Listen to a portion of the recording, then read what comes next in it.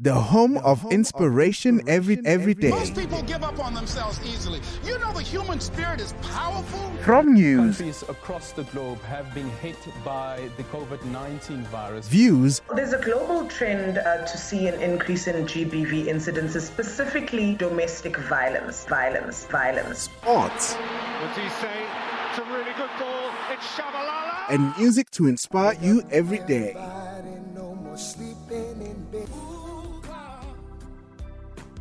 This is Vuga Online, your inspiration radio station.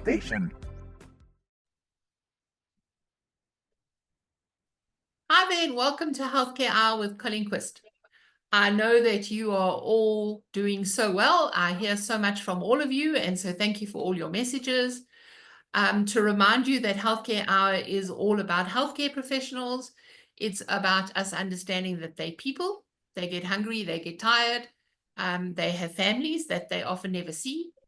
It's also for us to improve the relationship between the healthcare professional and the patient, and of course the healthcare professional and the patient's family. And also as patients, because unfortunately at some point we're all patients, we need to be educated. We need to have an understanding of what's going on in our bodies.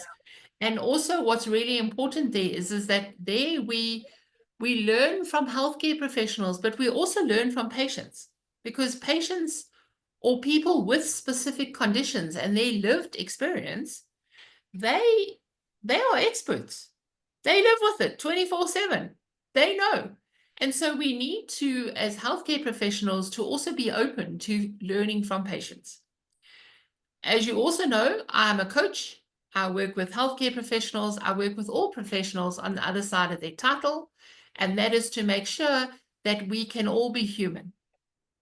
After the break, you're going to meet my guest today, who is a person who has lived with something called endometriosis and continues to live with endometriosis, and we're going to find more about it. But first of all, we're going to go for that break.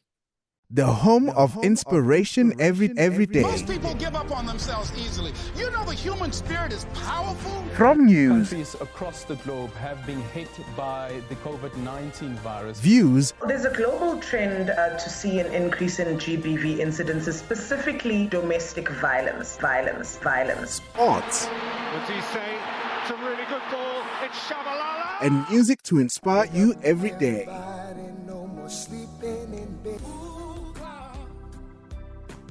This is Vuga Online, your inspiration radio station. Welcome back. You are listening to Healthcare Hour with Colleen Qvist. My guest today is Aleksandra Czech-Seklecka, and now she's going to tell me whether that is pronounced correctly or not. Hello, Aleksandra. Hello, yes, you pronounced it very great. I'm very impressed. Okay, your video is just off, so people won't be able to see you. Ah, there you are again. Okay, so Aleksandra Czech-Seklecka. Yes, we're getting it right. Okay, so now, of course, people may have gathered from your surname that you are Polish, you come from Poland, although you live in the UK. So welcome, thank you for joining us. Thank you for having me today. Yes. Okay, so let's start off with all my guests are people first before they are experts. So let's hear more about Aleksandra. As you already mentioned, I'm originally from Poland, but now I'm living in Scotland, where I moved with my husband around 8 years ago. And here, where I'm trying to build my own business and be involved in many volunteering works and supporting other women and people living with chronic illnesses in their business and entrepreneur journeys, and to be somehow a voice that inspire them, that no matter they're going through, they can be successful, and proving others like employers and investors and others in business world that we are people who can do great things. And before moving to Scotland, it was very challenging for a long time for me because, as you mentioned, I live with endometriosis, but for over like 20 years. I didn't know I had this condition. And it was when I was 10 years old that I started beginning experiencing this extreme pain, the first signs of my endometriosis.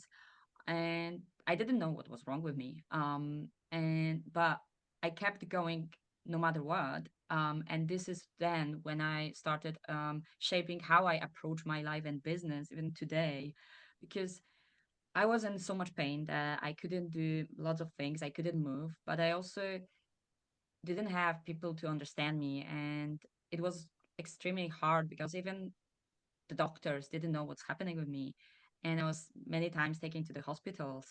And at some point, I was told that it's all in my head. And I think it's very common for women with endometriosis to hear from doctors who are not taught and have no knowledge about endometriosis that the pain is in their head and that they are being oversensitive because, yeah, women have periods and periods have pain. So they see it as a normal thing in our lives.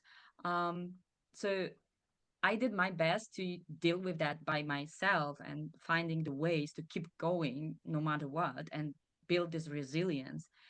Um, and I did that. I graduated in so many things. Like I graduated in Poland from cross-cultural psychology, media psychology, and cultural studies. And I was also working my heart and climbed in professional ladder from working in advertising and marketing to becoming a project management office specialist, working for Samsung R&D Center for and co-creating a PMO department for whole Android commercialization in Europe. And but still the pain and the symptoms were always there with me. And I still move forward with those physical and psychological pain as a constant companions in my journey. And this is when I moved to Scotland. It was when my health started getting worse. But one of the doctors, and I'm so grateful for finding her, she asked me this very simple question: do you have endometriosis? And I said, well, I don't even know what that means. Um, so she sent me to have laparoscopy because at that time it was the only thing that was the doctor thought that was the options to diagnose the endometriosis. And it did, and it shows that I have endometriosis. And then I was happy that someone finally believed in me and there was like the name for this condition. But then this relief turned into frustration because I learned how difficult endometriosis is to treat and that there's no cure for that. So it's not like easy fix that now I have this condition, there is a treatment and it will be gone. Yeah, it's not like we're going to just take it away and now it's gone. Yes. Yeah. So it's like, okay, I need to learn how to live with that.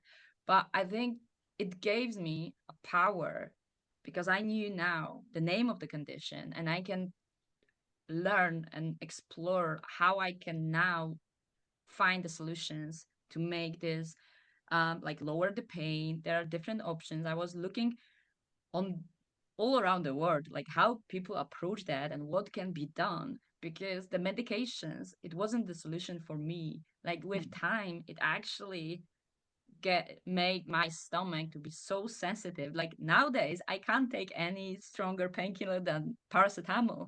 So I decided to take the natural way in my way of dealing with this condition. So I've learned from different cultures around the world, like how they approach that, because endometriosis, everyone agree that it's condition connected with inflammation in the body. So I learned, okay, how to prepare food, like what kind of food I can eat to help to lower the inflammation, what supplements I can take, and how to deal with the stress and work with my mindset, which Yes. also can help to lower the stress because stress is also causing the inflammation. Yeah. And to look at the toxins that are around me, that how I can limit that with my cosmetics and with the cleaning products for the house. So it was, I will not say it was easy because it takes time to change your habits and Yes. approaches to some of the things that you are used to do.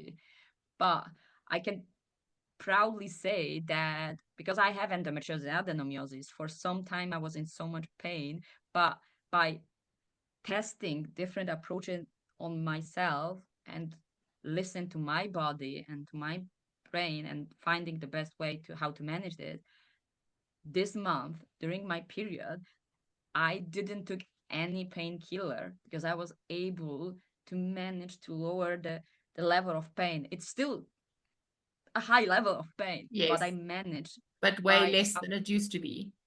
Yeah. yes.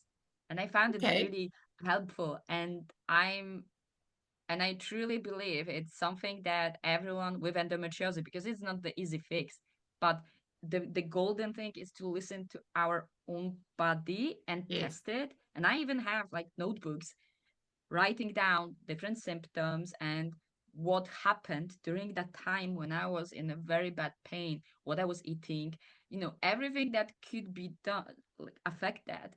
And then trying myself different methods that other people tried in their journeys, because there's no one great solution for every No, person. it's But different for different people. And as you've said, you've got to know your own body. But before we go for a break, let's just tell the listeners, because maybe they've also never heard of endometriosis. And so basically, endometriosis is when the tissue in the uterus or the tissue in the womb, as some people would say, instead of it staying in the womb, it's now growing outside of the uterus. And what's happened is that normally the tissue inside the uterus would expand, it would get blood supply because it's preparing for a baby. And then each month when we menstruate or we have a period, that tissue comes away and it leaves the body in the form of blood. But of course, when it's not in a uterus, that tissue does exactly the same as the uterine tissue, but it can't leave.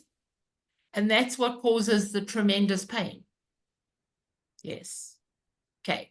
And as we spoke about it as well with Aleksandra before we started our session, there are lots of different versions of what causes it. One of the popular versions is that it's the retrograde. So instead of the menstrual blood coming out through the vagina, it goes back through the fallopian tubes. So it's retrograde. It goes in the opposite the way it should flow, and it goes into the body, into the pelvic area. So that's just one of them. There's also all different kinds of ways. And so no one actually knows.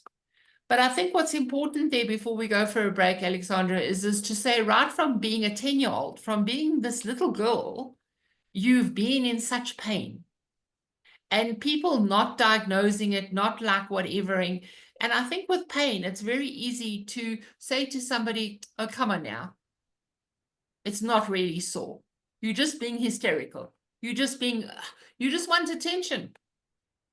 yes, Yeah. and it's horrible, and especially more and more younger girls experience that. And as we know, it's like nowadays it's very challenging because younger kids are getting into more depressions, and like the Yes. women, small teenagers and the kids, because 10 years old, it's still the kids, it's putting even more pressure on them.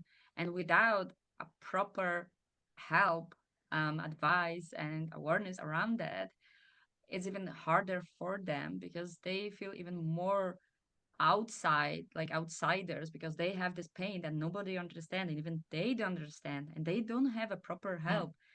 And I'm like, as a person living in north of Scotland, like the more north you go in the UK, is even more harder to have the access to this, to have the access to education and to help and support. um, and one of the things that I'm trying to do here is also support local women. There's this North Highland Wellness Women Hub that they trying to support local people, women especially, in educating and trying to make a change, because here it's still lots of challenges that especially young kids and teenagers like living with this condition struggle with on top of everything else. And I think that this is very important, even to speak out about these conditions and to make people understand that some of those teenager girls, they go through hell, and it's not something that they making up. It's the real story and struggles they're going through. Okay, so on that of saying, if you're out there and you are living with endometriosis, we see you. We know that your pain is real. And after the break, we're going to carry on with Aleksandra, with her sharing her story of how she has come to the point of, for the first period ever, not having to have pain medication. But let's go for that break.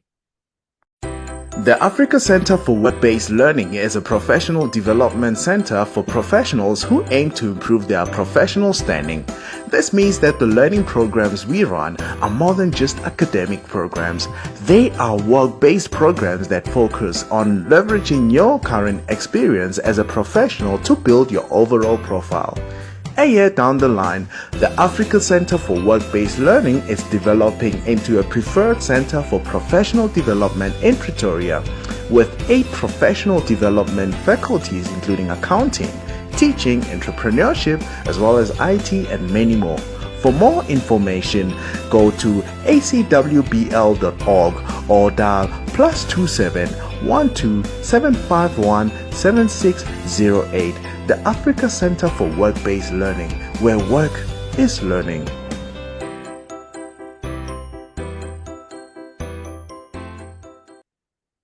Welcome back. You are listening to Healthcare Hour with Colleen Qvist. My guest today is Aleksandra Czech-Seklecka. Let's hope I still got it right. And Aleksandra has come to share her lived experience with us of living with something called endometriosis. And what we've said is that endometriosis, we don't really know what the cause is, but basically uterine tissue grows outside of the uterus instead of inside of the uterus. And because it expands and it bleeds the same way as the uterine tissue would, it causes tremendous pain. So you've said, Aleksandra, that from 10, you've lived with this pain, and it was only like recently almost that somebody said, a doctor said to you, do you have endometriosis? Yes, that's correct. And now, to be fair, I was really surprised because it was the doctor in a small town in Inverkeithing, in Scotland. And before that, I visited so many private clinics and nobody knew what was going on. And this was the lady in Inverkeithing who came up with this idea to put me on this journey. But also, yeah, as I mentioned, I was happy to have the name for this condition. But what happening later on, I had this feeling that still there's a lot of lack of knowledge in many Yes. places and not enough education in different clinics and doctors. Because for a long time I was told by the doctors when I was diagnosed, it was also a little curse, to be fair, because every time I had different type of pains and symptoms and I was ending up in the hospital, the first thing when the doctors heard that I have endometriosis, they said, oh, okay, so it's normal that you're in pain. So I wasn't having tests for anything else. So if anything else was wrong with my Yeah. body, they will neglect to test it. So many times, unfortunately, I was forced to go abroad, going to Poland to do the private testing and trying to figure out other symptoms that I have and what is wrong with me, to the point that, yeah, there was other medical conditions that happened that I have right now. But for that, it was, as I said, like not lack of knowledge, and also the paths that they giving women here, like the choice, like, oh, go and have a baby because it will fix your endometriosis. Oh, yes. Yes. It's one of the myths that no, for some women, yes, you can have some relief during the pregnancy, but for others, it could be still the pain there or even make it worse. And then coming back after you give the birth. The others saying that because I have adenomyosis, which is also the evil twin of endometriosis, but it's where the tissue that normally lies the uterus grows into the muscular walls of the uterus. And for a long time, in many places, you will hear that to treat this, you will need to have hysterectomy. And this is what I was told. The only way to make it go away is to have hysterectomy. And I refuse to do that because with my research, and I've learned that in many places around the world, including some Polish clinics, they already learned that the more operations you have, you can then start to experience even more pains, and it will not treat your endometriosis.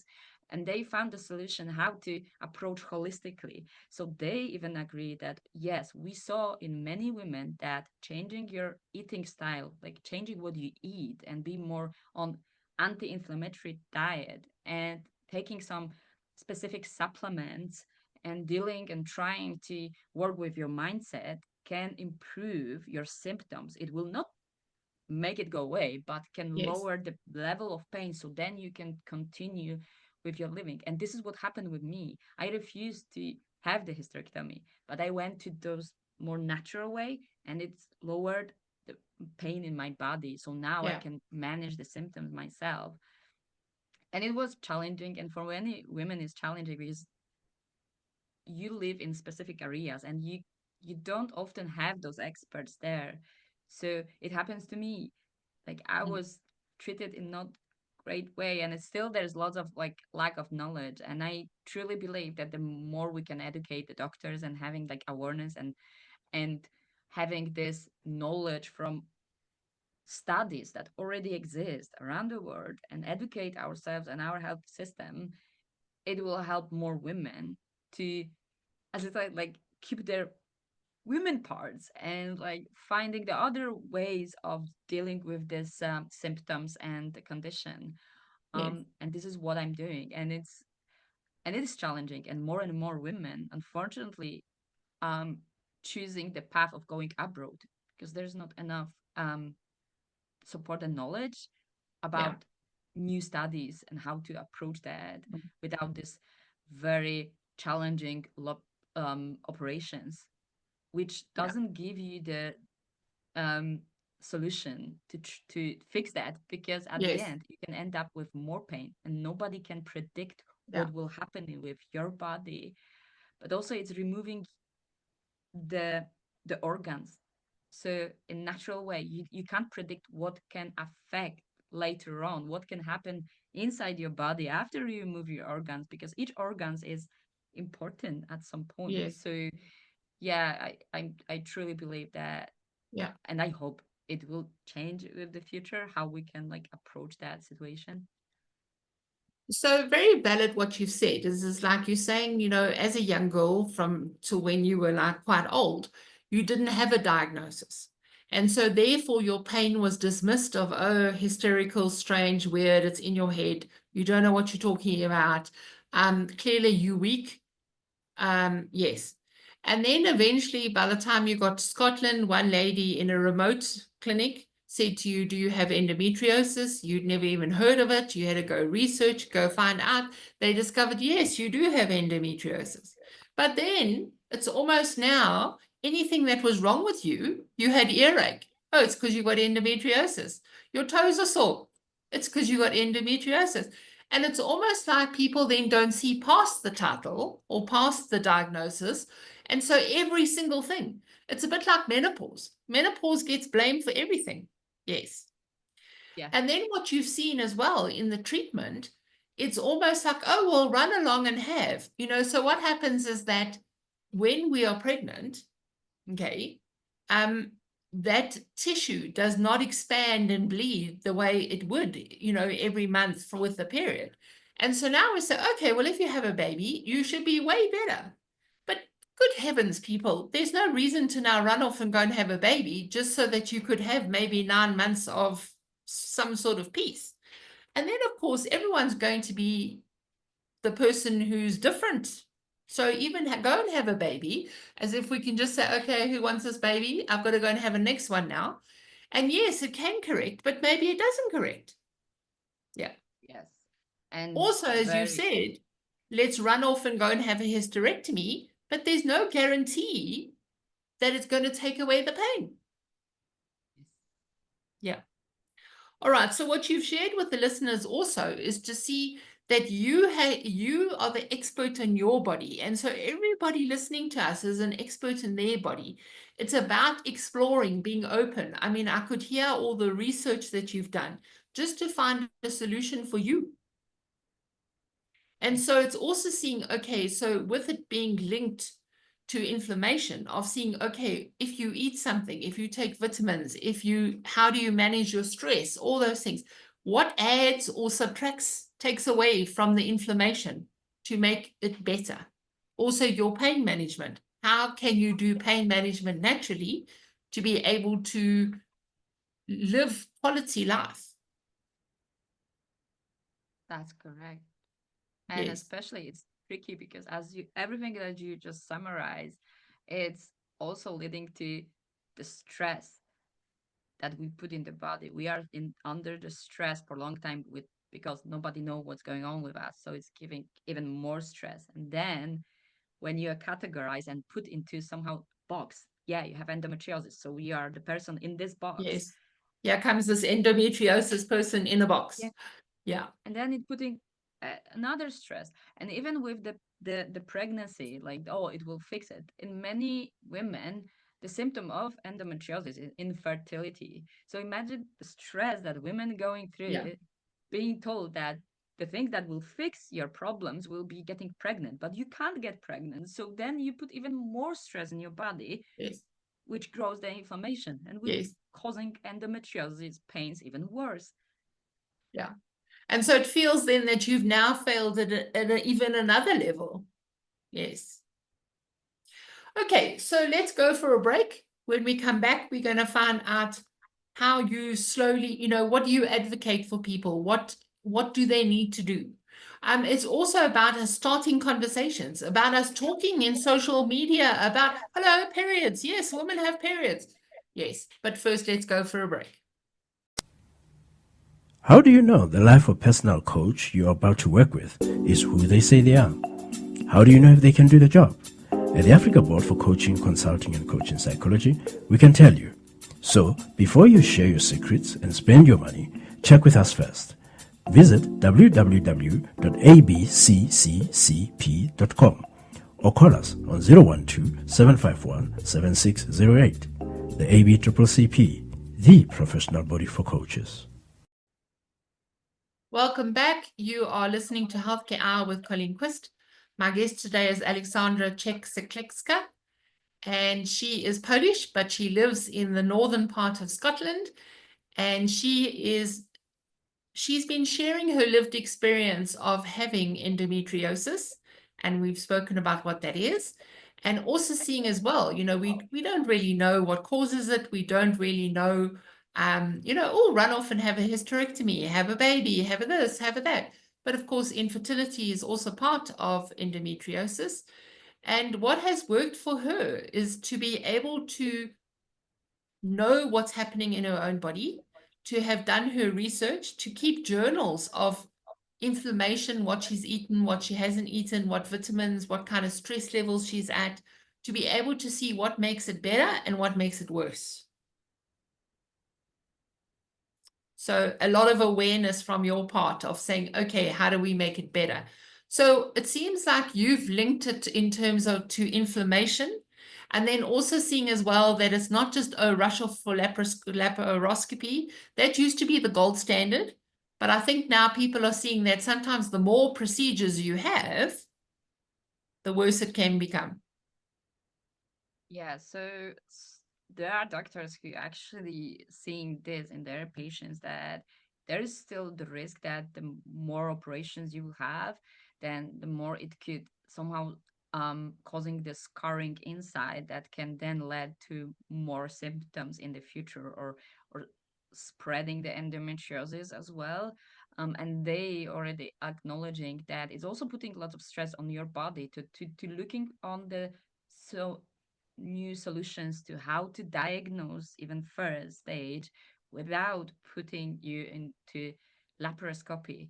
And I already have some of the doctors I spoke in Poland in one of the clinics that I'm visiting, and they already were trained to use new ultrasound scans to be able to detect both endometriosis and adenomyosis. And there are also studies to constantly looking for some solutions and tests to be able to detect endometriosis in your body without the operations, and to look for the ways how to deal with the symptoms without the operations on trying, because at some points, yeah, for some women, some, as I said, because each body is different, those solutions may not work and they will need to go and have the operations, but they trying as much as possible to look holistically and what can be done to avoid putting women under the knife. And yeah, and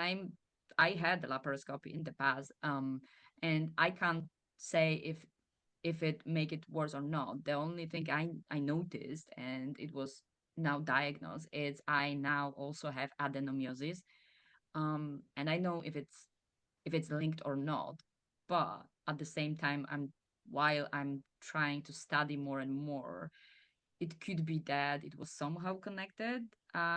So, but yeah, as I said, everybody is different. But what it gives me, and I need to admit that, is I started studying more that, and for few years I had lower pain after removal of many like places that endometriosis were in my body. But it came back, and every woman living with this condition need to be aware that it's coming back, unfortunately, and this is our choice and how we will approach that. And as I mentioned, like learning the symptoms and learning about our bodies and looking what can be done without the drastic solutions. So what's very beautiful then, Aleksandra, about your approach is that you have gone and done as much research as possible, and you continue to research, because sometimes what worked in 2010 may be, oh no, not the gold standard anymore. But also to see that endometriosis has not defined you. Yes. And I openly tell my story, and also openly sharing it, because I want to prove that women who has these conditions can do things that other people do. And to be honest, we building a lot of higher level of resilience, and sometimes we can be even more resourceful and being even stronger than Yes. other people on the same positions and while building businesses. And this is what I'm proving in my journey as well, and openly saying about that. And I already found this positivity in that, because many people are not aware of that. And many people, when they hear that you live with some chronic pain, they will categorize you as a person who probably should stay at home and be under the treatments and not qualified to do some tasks. Yes. But I'm proving it wrong. And I already, in my journey, found many women with endometriosis who were afraid of speaking up and suffering in silence, and find it inspiring to listen to the stories like I'm sharing, but also believing in themselves more, because we often forgetting that there are some strength in us that we don't see. And like women with chronic illness, like chronic pain, while they doing everyday tasks as mothers, as business owners, as employers in some companies, they don't notice that how strong they are and how creative in dealing with daily tasks they are, because they need to find the solutions for the worst days. And many people will actually quit some or pause because they will not be able to deal with that, and they are dealing with that. And this is what is inspiring, and this is what I'm trying to show for both sides, to inspire women to accept that they are strong and they can do things, and showing employees or investors and business people that, yeah, we have these conditions, but look, the skills that we have because of those conditions, making us even stronger in what we are doing. Yeah. So what you're asking women with endometriosis to not be defined, don't be put into the box.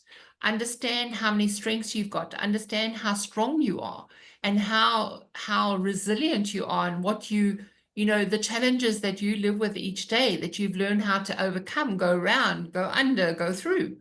And to also to take that and apply it into the business world, into the entrepreneurial world, into being a mother, into being a partner. Exactly. And to remember that and to treat it as Yes. the superpowers, because then it switch also our mindset as well. And then it helps us to manage this Yeah. in our body, because as I mentioned earlier, our mindset and how we think about ourselves as well, it's how it affect our body. So then it's limiting the stress level, because then we realizing that, oh, we are not weak, we are not defined Yeah. by the pain, but we are actually even stronger than some of the people we met who doesn't live with the pain. Yeah. And then also as well to say to employers, step out of this blind spot, step out of this whole idea of, oh, no, chronic pain. Oh, can't employ that one. Think of how many days sick leave they're going to be. Think about all the complications, the drama. Oh, no, run away. Okay. And so we need to actually be open to say, yes, given that you have endometriosis, how can we work together? How can we make things better? And also to appreciate that what you've learned, what you've become as a result of going through this journey with endometriosis. Yes. And finding the solutions, how to work around that and how to applicate the skills and the tactics that many women already have in their lives, and not even being aware of that they deal with that and they do that in their everyday lives, that can be applicable in the work environment as well, because it's similar to situations that people are, I don't know, having the kids, and you can't predict that your kid will be taking out with the school because of some sickness or something. So if you can adjust to this kind of situations, that's the similar way if there is some unpredictable pain day, but we already learn how to navigate and sometimes to find the tactics to use when there are this lower energy days for us, and how to work together during that time. And it's both for you as a business owner and you as an employee working with employer. Okay, so thanks so much, Aleksandra. I think your message to everybody who is experiencing endometriosis or unknown pain, okay, is to don't keep quiet. Reach out. You can reach Aleksandra through me, for instance, or reach out, find her, find her on LinkedIn, find her on social media. It's very unusual spelling of her surname, and I'm sure there's only one of her. But the overall message is don't be silent, and you don't have to do this on your own. Yes, and there are many already women who has leading the groups, supporting groups for women living in endometriosis.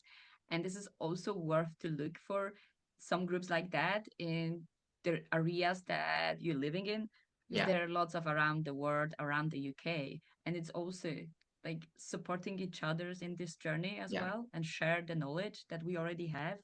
Yes. And so you also may not have an endometriosis support group in your town, but believe you me, there's one online. Yes. Find one online. Yes. And they are also, those groups are organizing online meetings as well. Yes. Okay.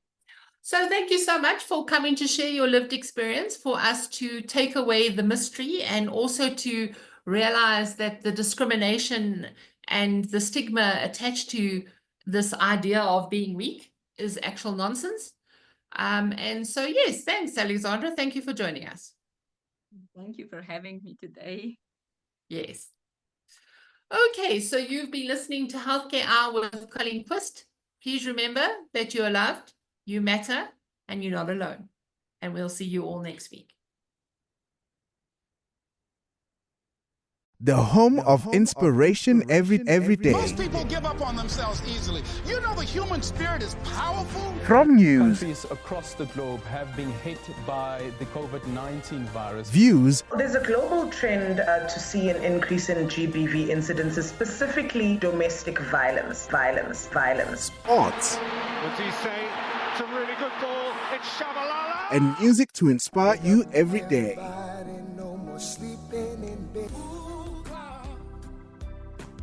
This is Vuga Online, your inspiration radio station.